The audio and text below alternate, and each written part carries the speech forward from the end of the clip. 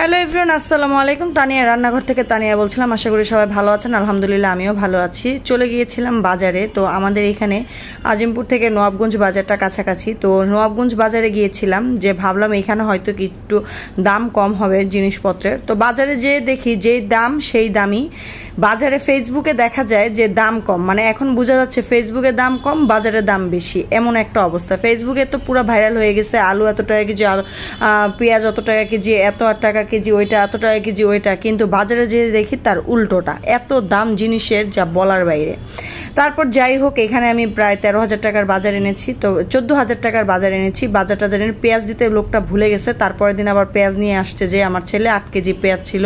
তো আমি 1 মাসের বাজার মূলত সবসময় করি, 1-1.5 মাসের বাজার করে রাখি, কারণ আমার সংসার বড়। আমার 4 ছেলে, আর ভাগিনা থাকে সাথে, আর আমি আমার হাজব্যান্ড। তো প্রায় আমরা 7 জন মেম্বার, আর তার উপরে আবার 2 জন বুয়া থাকে আমার ঘরে।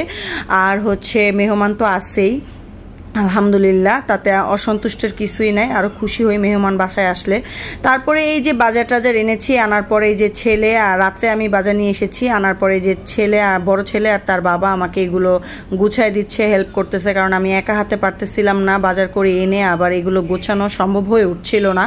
তারপরে এই যে বাজার টাজার গোছানো হয়ে গেছে, পরে আমি বিছানা টিছানা গুছিয়ে ঘরটা ঝাড়ু টাড়ু দিয়ে তারপরে রান্নাঘরে চলে আসলাম, কারণ রাতের যে খাবার দুপুরে রান্না করেছিলাম সেগুলো আছে, এখন ওগুলো গরম বসায় দিব এক হাতে, আর এক হাতে থালাবাটিগুলো সব ধুয়ে নিব, কারণ সংসারের কাজ তো সব আমারই করতে হবে, কারণ এই সংসারটা তো আমারই, যত কষ্টই হোক। তারপরও আমার সংসারের কাজ করতে খুবই ভালো লাগে। তো আমার মতো এরকম অনেকেই আছেন, সবাই আছেন যারা গৃহিণী, সংসারের কাজ করতে ভালো লাগে।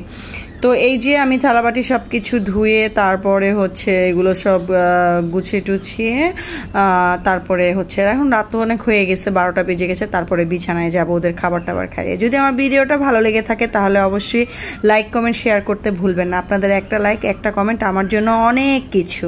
তো সবাই ভালো থাকেন, সুস্থ থাকেন। আল্লাহ হাফিজ, আসসালামু আলাইকুম।